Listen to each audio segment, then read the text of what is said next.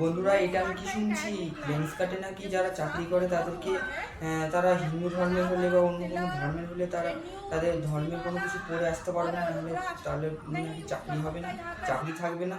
সেই জন্য তারা হিন্দু ভাই বোনেরা যারা হচ্ছে যখন লেন্স কাটে আসে চাকরি করতে, তাদের তুলসীর মালা, কাঠের মালা, চন্দন টিপ পরে নাহলে আসা হবে না নাকি, তাহলে আসলে এবার তাদের চাকরি হবে। এটা কোথায়কার ভিডিও দেখছি? এটা তো হিন্দুস্তান।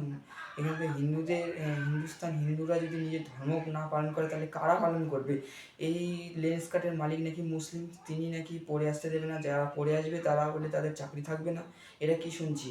সেই জন্য একটা মুসলিম বোন এসে এইটাকে সব কিছু বলছে যে এটার মালিককে ডেকে এনে বলছে যে তুমি কোন ধর্মের? তখন বলেছে যে আমি মুসলিম ধর্মের। তুমি কি নামাজ পড়া বাদ দাও? তখন সে বলেছে না, নামাজ পড়া তো আমি বাদ দিই।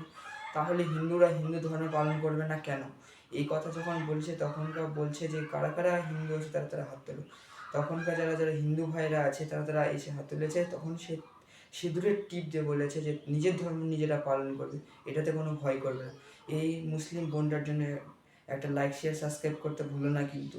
আর এরকমই মজার মজার ভিডিও দেখতে আমার চ্যানেলটিকে সাবস্ক্রাইব করে রাখো। দেখা হচ্ছে আবার একটি নতুন ভিডিও। ততক্ষণ পর্যন্ত ভালো থেকো, সুস্থ থেকো। জয় হিন্দ।